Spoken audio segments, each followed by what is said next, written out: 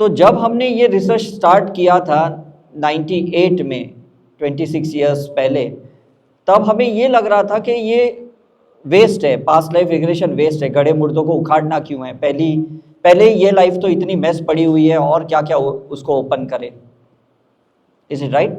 लेकिन 10-12 साल के बाद जब मुझे लगा कि अब समय आ गया है इसको ओपन करना, और जब मैंने क्वांटम फिजिक्स के ऊपर रिसर्च स्टार्ट किए, तब पता चला कि इसमें पास्ट लाइफ रिग्रेशन का तो सबसे मेजर रोल है। Because matter, energy and consciousness, तो मैटर पे तो हमारी मेडिकल साइंस काम करती है, एनर्जी के ऊपर ऑरा की साइंस ने काम किया, योगा ने काम किया, मेडिटेशन ने काम किया है, एक्यूप्रेशर, एक्यूपंक्चर, बहुत सारी थेरेपी, कलर थेरेपी ने काम किया एनर्जी के ऊपर। लेकिन जो बियॉन्ड एनर्जी है, जिसको हम कॉन्शियसनेस कहते हैं, जिसको हम आत्मा कहते हैं, आत्मा की चेतना कहते हैं, इसके ऊपर एक्चुअली किसी ने काम नहीं किया। और रीज़न क्या था कि एक तो लोग धर्म के पद पे जब हम होते हैं ना, तो हमारी एक बिलीफ सिस्टम, जो मान्यता होती है ना, वो बहुत सीमित होती है, बहुत लिमिट होती है। जब तक आप दूसरे धर्म में नहीं जाते हो या दूसरे धर्म की बिलीफ सिस्टम नहीं समझते हो ना, तब तक आपको ये साइंस समझ में नहीं आएगा। मैं आपको एक एग्जांपल देता हूँ। अगर आप मेडिकल ट्रीटमेंट ले रहे हो, डायबिटीज़ के लिए, ब्लड प्रेशर, कोलेस्ट्रॉल के लिए, कैंसर के लिए, कोई भी ट्रीटमेंट ले रहे हो, मान लो अगर कोई आपको हर्ब्स के बारे में कहता है या डाइट के बारे में कहता है या एक्सरसाइज के बारे में कहता है, और आप उसको समझ के अपनी लाइफ में फॉलो करते हो, तो क्या इसका फ़ायदा है कि नुकसान है, मुझे बताइए। हाँ, फ़ायदा ही है ना। और ऐसा तो नहीं कि आप मेडिकल साइंस का अपमान कर रहे हो, ऐसा तो नहीं है कि नहीं, इज इट राइट। तो यहाँ पे भी वही बात है कि आप जो धर्म का पालन कर रहे हो, जो पूजा पाठ रिचुअल्स कर रहे हो, उसमें कुछ चीज़ें मिसिंग हैं। और वो मिसिंग इसलिए हैं क्योंकि अलग अलग धर्म में ना अलग अलग कॉन्सेप्ट बताया गया है, और कहीं ना कहीं उस कॉन्सेप्ट को हमें थोड़ा स्वीकारना पड़ता है। कैसे, मैं आपको एग्जांपल देता हूँ कि महावीर जब क्षत्रिय थे ना, उन्हें अहिंसा का पता नहीं था। He is a warrior person, is it right. लेकिन बहुत मेडिटेशन करने के बाद इनको दो चीज़ समझ में आई, मुझे हिंसा नहीं करनी, चाहे वो इंसान की हो या जानवर की हो। तो he became vegetarian from non vegetarian. फिर जो भी वो वॉरियर, उनका जो स्वभाव था, नेचर था, उससे उन्होंने हथियार छोड़ दिए, और फिर वो अहिंसा के पथ पे चले, और चलते चलते चलते उनको मोक्ष प्राप्ति हो गई।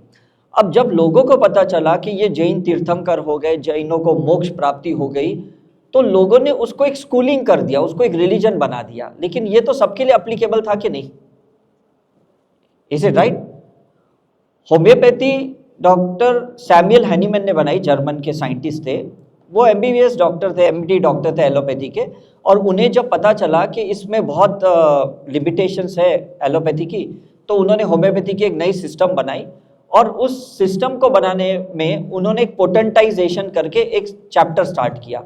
पोटेंटाइजेशन का मतलब है कि एक क्रोसिन मेटासिन की गोली में से 1000 गोली निकालना, बनाना। तो हम तो एक ही क्रोसिन खाते ना, एक पैरासीटामोल खाते कि नहीं।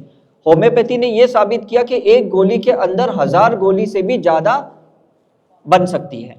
तो उसने उस केमिकल पावर को तोड़ते तोड़ते तोड़ते इतना तोड़ा, उसकी इनर्ट प्रॉपर्टी को बाहर निकाला डॉक्टर सैमुअल हैनीमैन ने।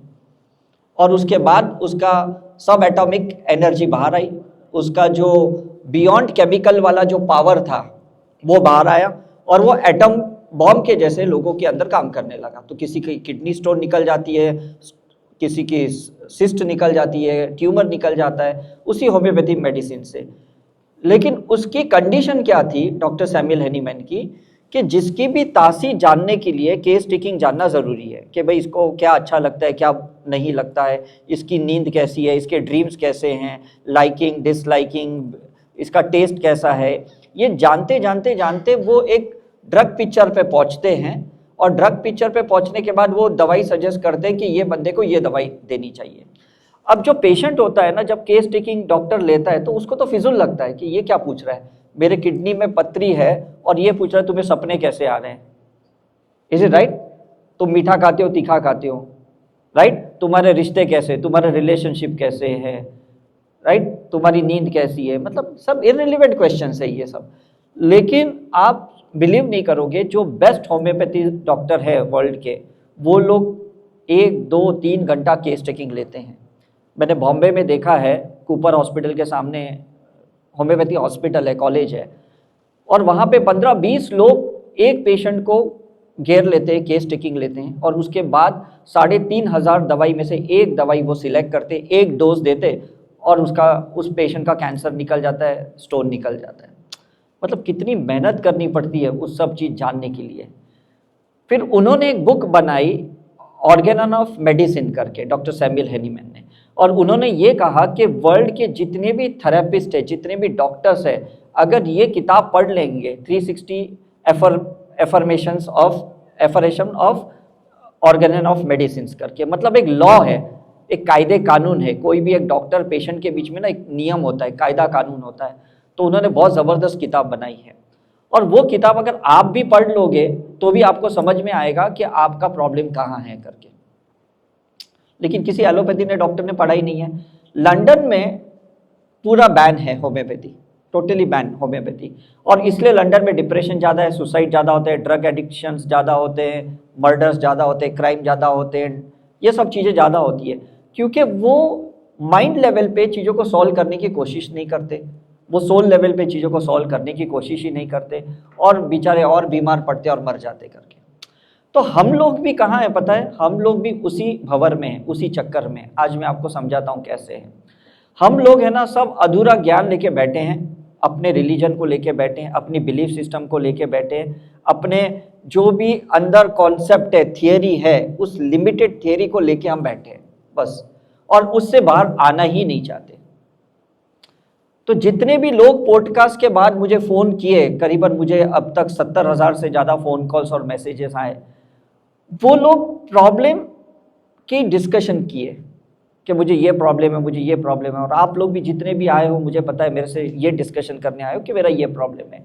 लेकिन मैं एक ही बात कहता हूँ, प्रॉब्लम डिस्कस मत करो। यूनिवर्स में जितने प्रॉब्लम डिस्कस करोगे ना, वो मल्टीप्लाई होते जाएंगे, एम्पलीफाई होते जाएंगे। सॉल्यूशन पे फोकस करो। Is it right? सॉल्यूशन पे फोकस करोगे ना तो प्रॉब्लम खुद ब खुद खत्म हो जाएंगे, क्योंकि प्रॉब्लम का अस्तित्व कहीं दुनिया में है ही नहीं। हॉनेस्टली स्पीकिंग, अगर कहीं होता तो सबको दिख जाता।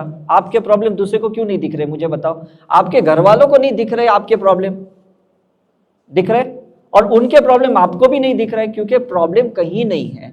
It is created in the mind and it is a unhealed part of the soul. Is it right? तो ये क्या चीज है जिसके वजह से ये होता है प्रॉब्लम? कोई मुझे बता सकता है? मुझे एक शब्द चाहिए, एक वर्ड है इस पूरे यूनिवर्स में, एक शब्द है। यस? हाँ, डिजायर। हाँ हाँ, yes, expectation, yes, assumption, yes, हाँ, बिलीफ, यस, रेजिस्टेंस, यस, हाँ, कंडीशनिंग, वेरी नाइस, या ड्यूअलिटी, लैक ऑफ एक्सेप्टेंस। देखो कितनी अच्छी चीज़ें हैं। हाँ, ब्लॉकेजेस, राइट, हाँ, कार्मिक, वेरी नाइस। देखो कितनी चीज़ें सामने आई कि नहीं। ये कब आई? जब हम साथ में बैठे। अकेले घर पे बैठे तो कहाँ ये सॉल्यूशन मिलते। Is it right? लेकिन सबसे ऊपर एक चीज़ है जो आज मैं आपको बताता हूँ, that is called trigger. Trigger मतलब किसी ने हमें पिंच किया, किसी ने हमें ताने दिए, टॉन्ट किए, उकसाया। समझ में आ रहा है? And trigger needs a treatment. Anger था अंदर, साइलेंट, किसी ने ट्रिगर किया। फियर था अंदर, किसी ने ट्रिगर किया। समझ में कि नहीं? इनसिक्योरिटी थी, किसी ने ट्रिगर किया। ये ट्रिगर जो है ना, ये हम ऑरा से फाइंड आउट करते हैं कि क्या कॉज है इस ट्रिगर का और इस ट्रिगर का सॉल्यूशन क्या है। क्योंकि ट्रिगर करेंगे ना, ट्रिगर करेंगे कि नहीं? मतलब जब आपको डर लगता है कोई चोरी करेगा, कोई चोरी करेगा, सही में कोई चोरी करेगा, तो चोर ने ट्रिगर किया कि नहीं? Is it right? आज ये मुझे सुनाने वाला है, आज ये मुझे सुनाने वाला है, मुझे पता है आज ये मुझे सुनाएगा। मैं इधर आई हूं ना, उसको बोले वगैरह आज ये सुनाएगा। This is the trigger. Is it right? तो पास्ट लाइफ रिग्रेशन का ट्रिगर है, प्रेजेंट लाइफ रिग्रेशन का ट्रिगर है, वूम का ट्रिगर है, चाइल्ड एंड बच्चे के पेरेंट्स के बीच में का ट्रिगर है, रिलेशन के बीच का ट्रिगर है, मनी का भी ट्रिगर है, हर चीज का इस दुनिया में ट्रिगर है। ये चीज ध्यान में रखो। आज हम सुबह बॉम्बे एयरपोर्ट पे थे, उन्होंने भी सुबह सुबह हमें ट्रिगर कर दिया। हम इतने खुश थे आज क्योंकि पहली बार हमारा सामान 7 किलो का था, नॉर्मली 15 से ऊपर होता है। पहली बार, क्योंकि हम यहाँ से केदारनाथ जा रहे हैं तो सामान कुछ था ही नहीं। समझ में आ रहा है कि नहीं? पंडितों के जैसे, साधुओं के जैसे कपड़े लेके जाने थे कुछ, ये तो सब ले जाने नहीं थे। तो भी उन्होंने ट्रिगर किया। उन्होंने कहा कि आपका लगेज 4 किलो ज़्यादा है और आपको उसका पे करना पड़ेगा। हमने बोला अरे 6 किलो तो है, इनका भी 7 किलो था, मेरा भी 6 किलो था। बोलते नहीं, आपका हैंड लगेज ज़्यादा है करके। हमने कहा अगर हैंड लगेज अगर हम उसमें डालें तो कम होगा। तो बोले आप डाल दो, हम कहाँ मना कर रहे हैं। हमने कहा आप लॉजिक यूज़ करो। हमने प्रोजेक्टर लाए, माइक लेके आए, लैपटॉप लेके आए, ये चीज़ें हम लोग क्या चेक इन में डालेंगे? Will you take responsible? उन्होंने कहा we can not take responsibility. मैंने कहा कितनी चीज़ें तो आपने ऐसी तोड़ी हमारी। See this is a trigger point. समझ में आ रहा है कि नहीं? अब सामने वाला क्या है ना, बिकॉज आज खाली था एयरपोर्ट, फ्लाइट खाली थी, तो वो सोचता है कि कस्टमर से कैसे भी पैसे निकाल दें। सी this is how you know लोग एक दूसरे को ना ट्रिगर करते हैं। क्यों? क्योंकि लोग भरे पड़े और लोग खाली भी पड़े।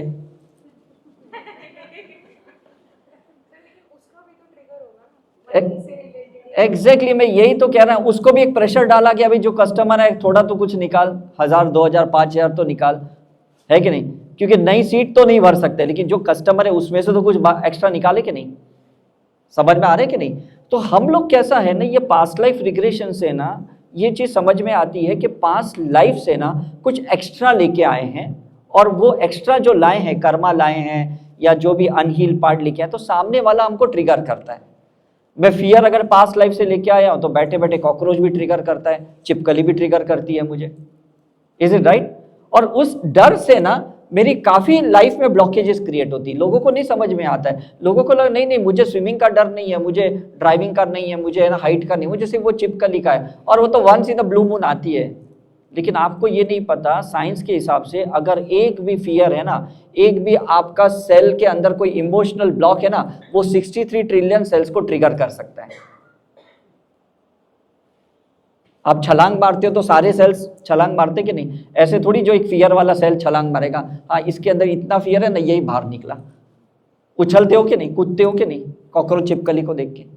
Is it right? तो कहने का मतलब है कि we need a holistic treatment. हमें माइंड बॉडी सोल पूरी तरह से ये ट्रीटमेंट चाहिए।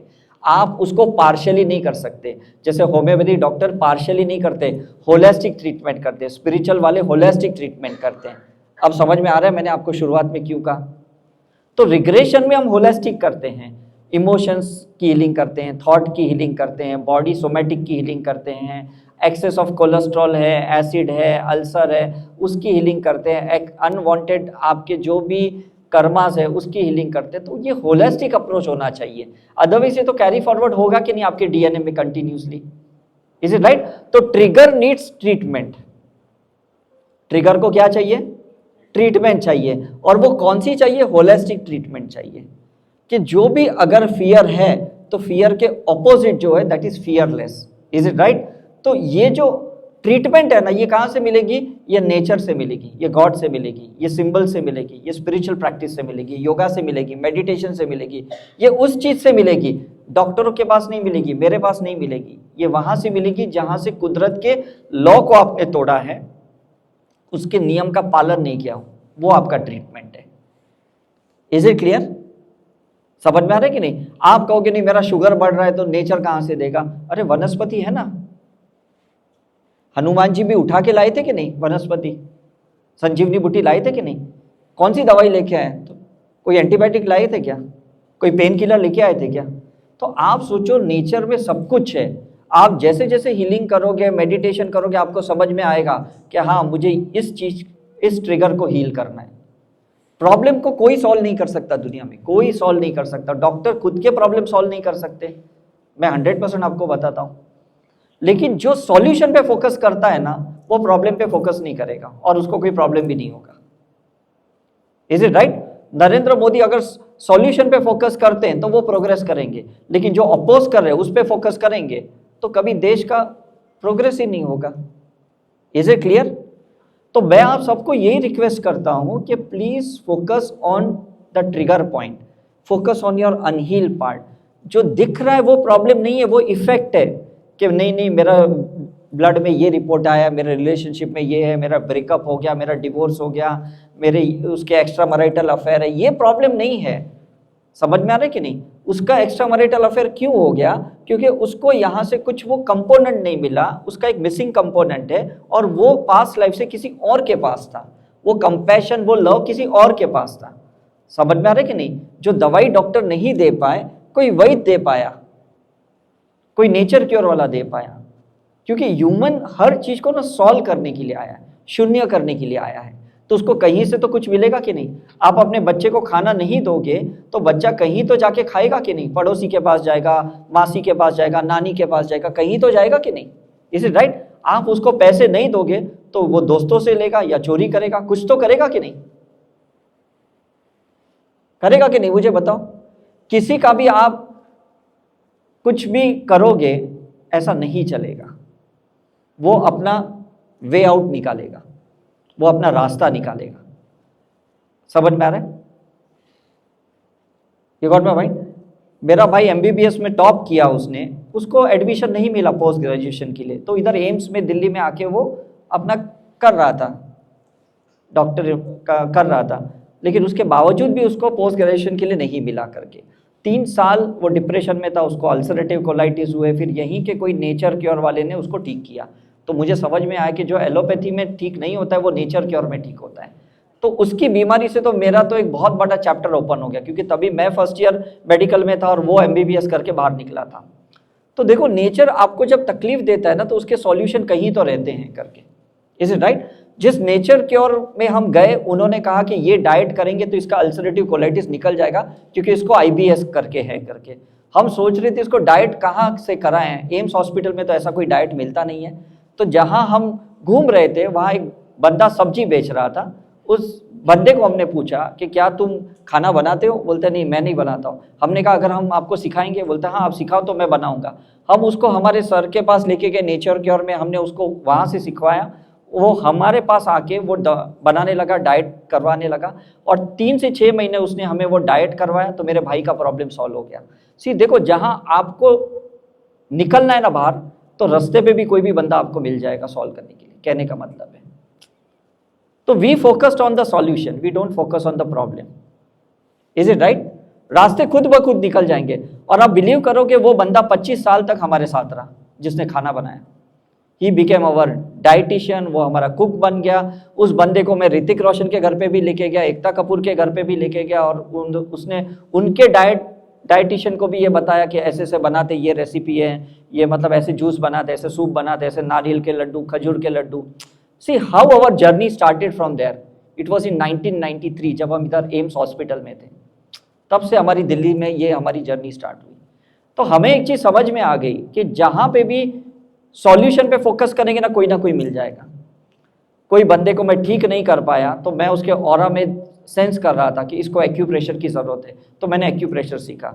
इसको एनएलपी की ज़रूरत है, तो मैंने एनएलपी सीख के उस पर अप्लाई की। इसको मैग्नेट थेरेपी की ज़रूरत है, तो मैग्नेट थेरेपी की। इसको कलर थेरेपी की ज़रूरत है, उसको ठीक करने के लिए ना मैंने हर थेरेपी सीखी। इसलिए मैं आज तक 127 थेरेपी सीख चुका हूँ, न्यूमरोलॉजी, ग्राफोलॉजी, हर चीज़ सीख चुका हूँ। क्योंकि मुझे उसको सिर्फ रेफर नहीं करना था, तो उधर जाके सीखो। I wanted to learn, I wanted to experience, I wanted to do the research. ये मेरा काम था। समझ में आ रहा है? मतलब कितना टाइम डाला होगा हमने एक एक पेशेंट के ऊपर, अभी आप सोच सकते हो करके। तब जाके इतना कॉन्फिडेंटली हम हर चीज़ को हैंडल कर पा रहे हैं।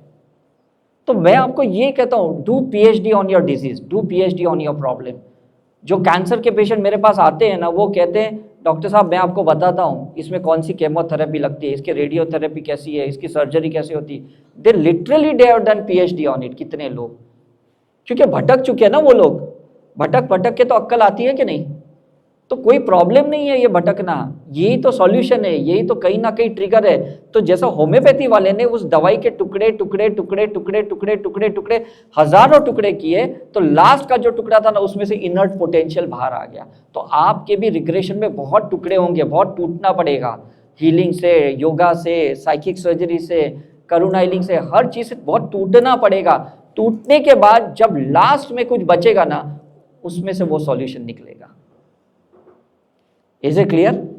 बहुत सारे present life regression, womb regression, money regression, genetic regression, organ regression, बहुत सारे रिग्रेशन करने पड़ेंगे, करवाने पड़ेंगे, चाहे आप खुद सीख के करो या किसी से भी करवाओ। मैंने अपने कम से कम 500 रिग्रेशंस किए, उसमें से 153 पास्ट लाइफ मैंने देखे। मतलब कितना मैं अपने अंदर को तोड़ा होगा, आप सोच सकते हो। Is it right? टूटोगे नहीं तो उठोगे नहीं। और आप सोचते नहीं मुझे कोई दवाई दे दो, कोई सॉल्यूशन दे दो, ऐसा नहीं होता। You have to go through, ऐसा है करके। राधा कितनी टूटी होगी जब कृष्ण को छोड़ा था, सोचो आप। सती कितनी टूटी होगी, 51 टुकड़े टुकड़े हुए उसके। Is it right? उसी को तो हम वर्शिप करते कि नहीं? समझ लो, भगवान टूटे, सीता माँ टूटी, तो इंसान टूटेंगे कि नहीं?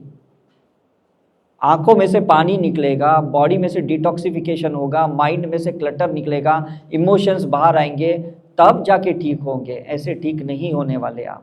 कितना फॉरगिवनेस करना पड़ेगा, कितने हाथ पैर हिलाने पड़ेंगे, कितने स्पिरिचुअल प्रोसेस करने पड़ेंगे, तब जाके आप ठीक होंगे करके। There is no shortcut way. Is it right? आप बोलोगे नहीं फाइनेंशियल प्रॉब्लम में, फाइनेंशियल प्रॉब्लम नहीं है, हमने उसको सोचा ही नहीं कि हमें पैसा सॉल्यूशन पे डालना है, हमने पैसे प्रॉब्लम पे डाले। आदमी को स्ट्रेस होता है ना, तो आदमी एक दारू की बोतल खरीदता है, सिगरेट पीता है, वो उस पे पैसे डालता है। मेडिटेशन पे पैसे नहीं डालता वो, योगा पे पैसे नहीं डालता वो, प्राणायाम पे नहीं डालता वो। Is it right? अब आप सोचो ना कि पैसे कहाँ डालना है हमें।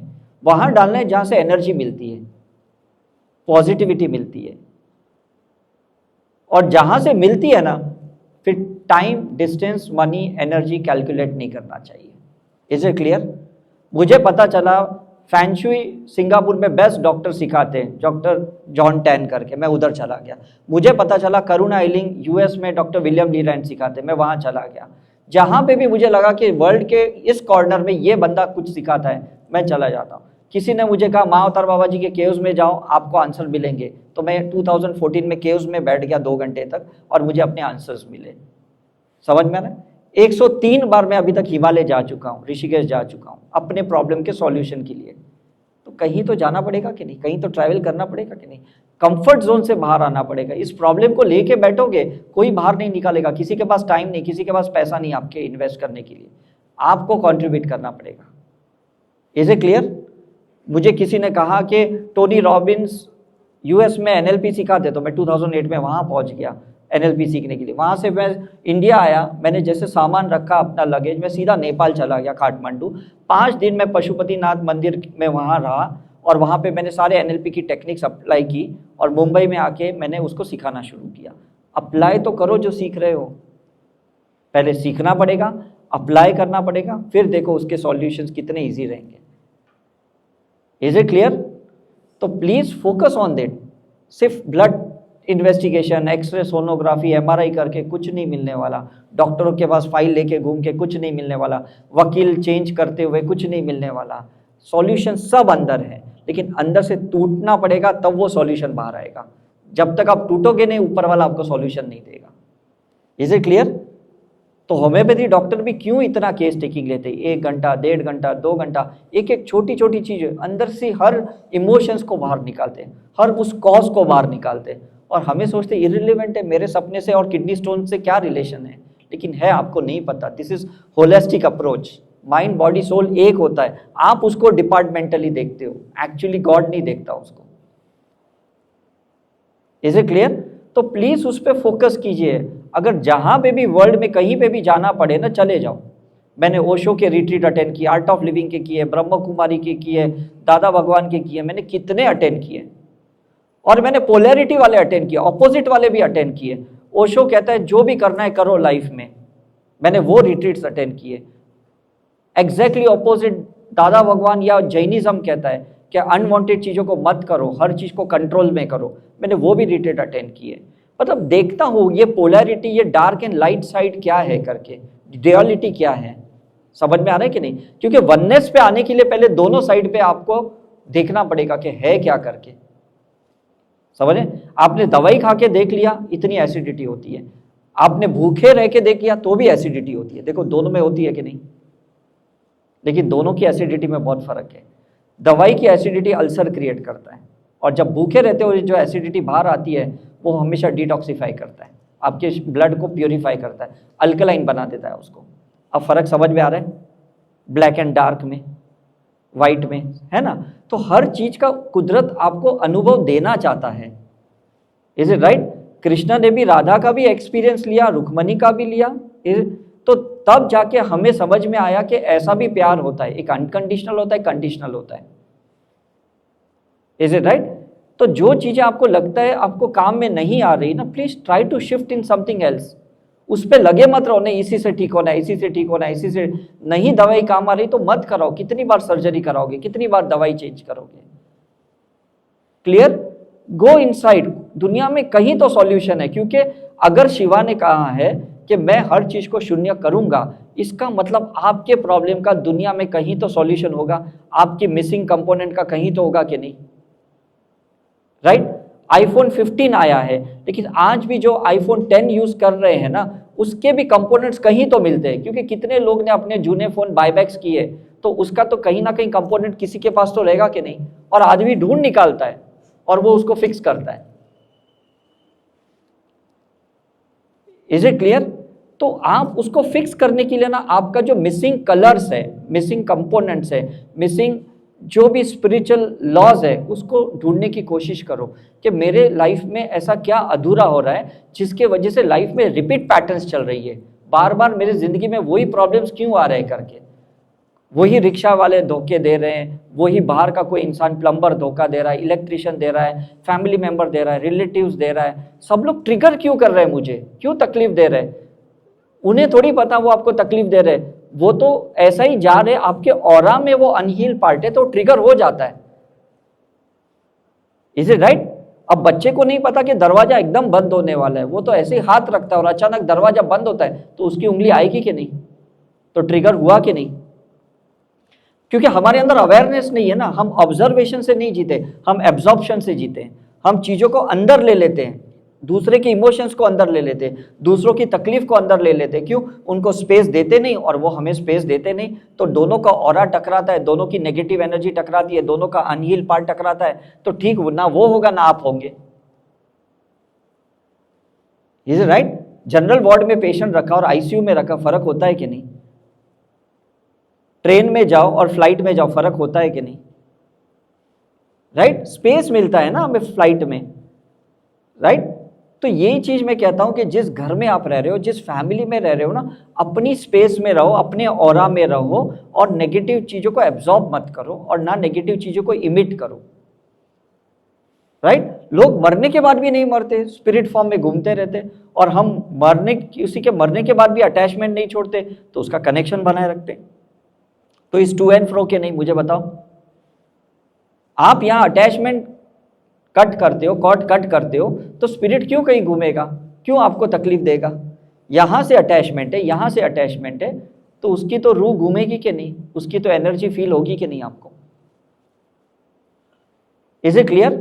तो फॉरगिव करो, रिलीज करो, रियलाइज करो, सेल्फ रियलाइजेशन प्रोसेस करो। इस चीज में टाइम ज्यादा डालो आप, मैं तो कहता हूं। और इसलिए हम बहुत सारे रिग्रेशंस करते हैं, अलग अलग प्रकार के रिग्रेशंस करते हैं।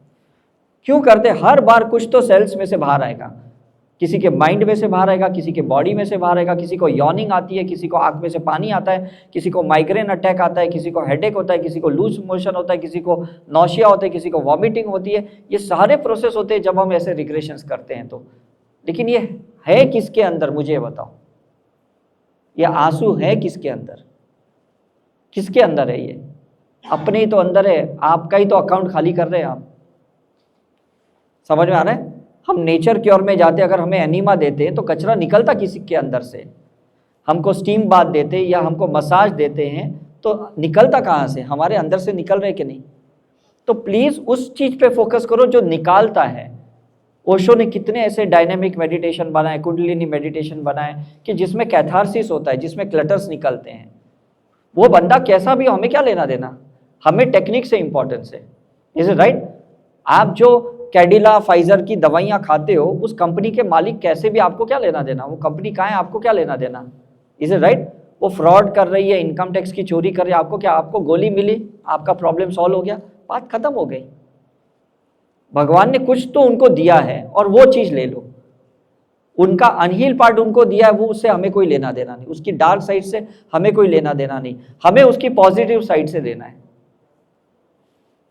Is it clear? Medical store में जाके जब दवाई लेते हो तो थोड़ी पूछते हो ये बंदा ने इनकम टैक्स भरा क्या, ये कंपनी ने, पूछते आप? खरीद के आ जाते हो ना, ले लेते हो कि नहीं, राइट?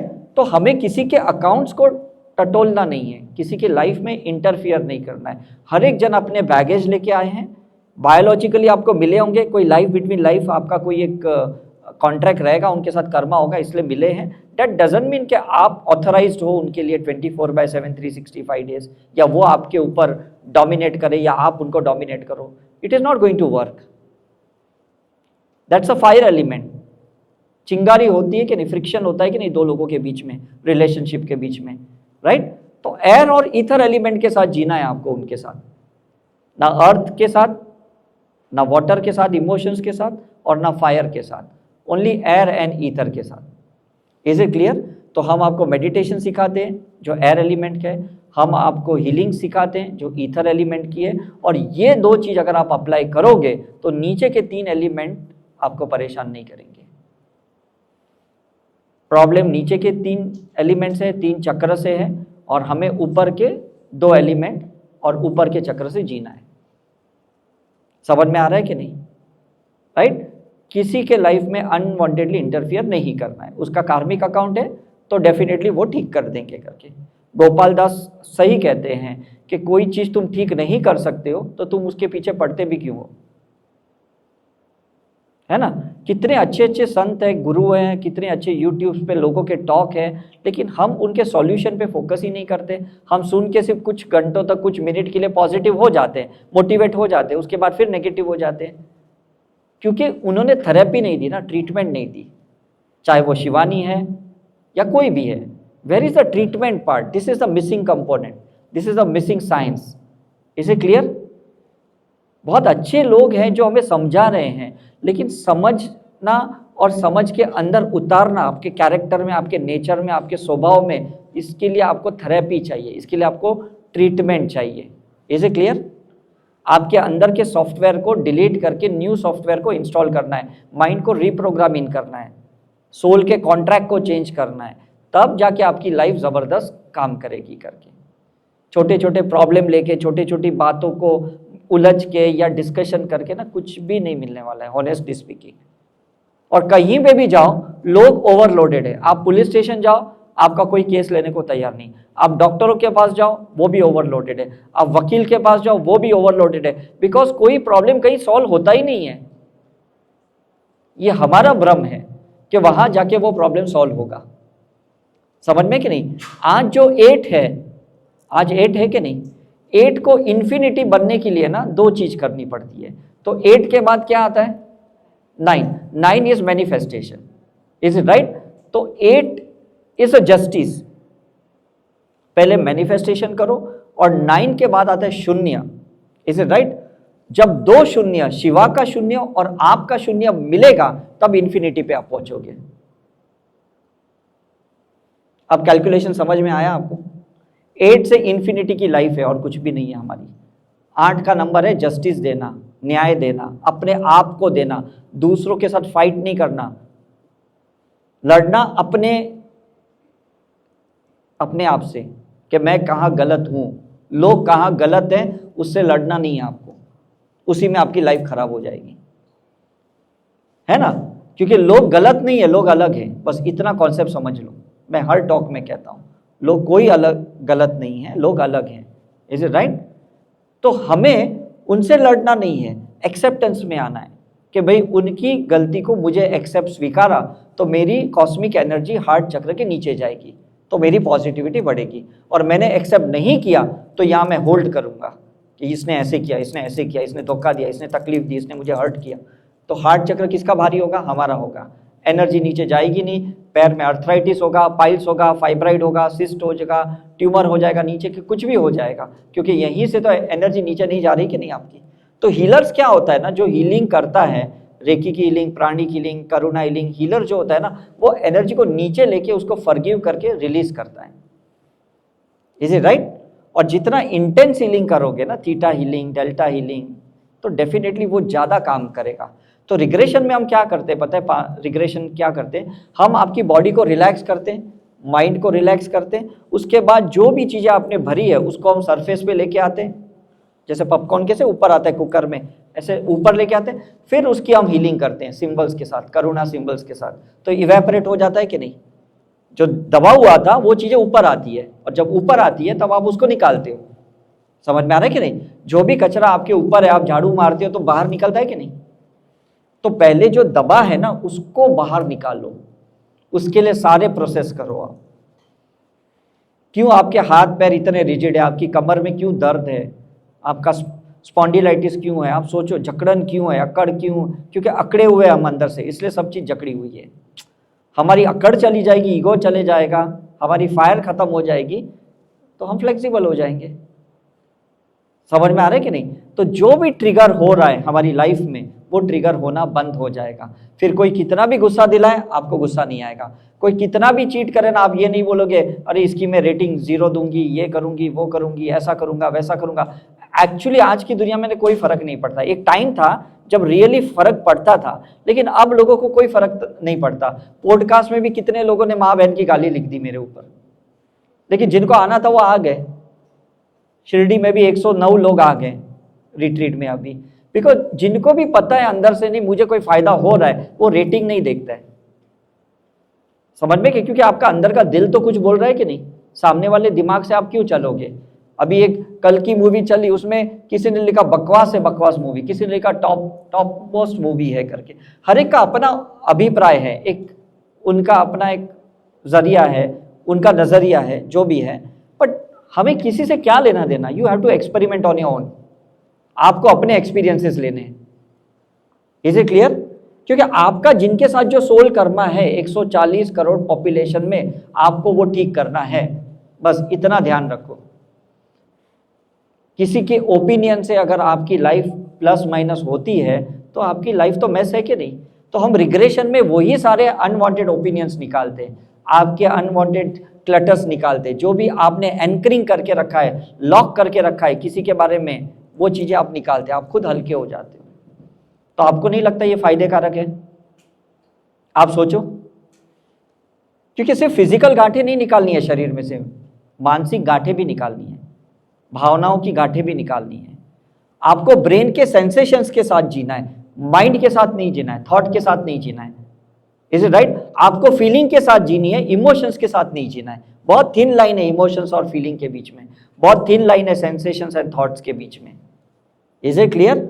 लेकिन जब आप अवेयरनेस के साथ होश में जियोगे तो आप कभी भी इमोशनली बहोगे नहीं, आप प्रेजेंट में रहना सीखोगे। आज मैं आपके साथ हूं तो 100% मैं आपके साथ हूं, मैं यहां से कहीं जाऊंगा तो मैं आपके साथ बिल्कुल नहीं हूं। ये लाइफ होनी चाहिए। समझ में आ रहा है?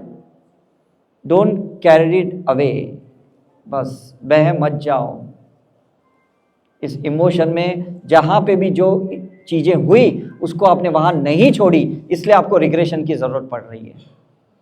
Is it right? बच्चा मां के गर्भ में था और उसने जो चीजें पकड़ी है पैदा होने के मरने तक वो उसी चीज को चला रहा है, और वो कहीं सुसाइड अटेम्प्ट कर रहा है, कहीं डिप्रेशन में जा रहा है, कहीं उसको भी एंजाइटी हो रही है, उसको भी जेनेटिकल बीमारियां हो रही है। क्यों हो रही है? क्योंकि उसने पकड़ा है उस चीज को।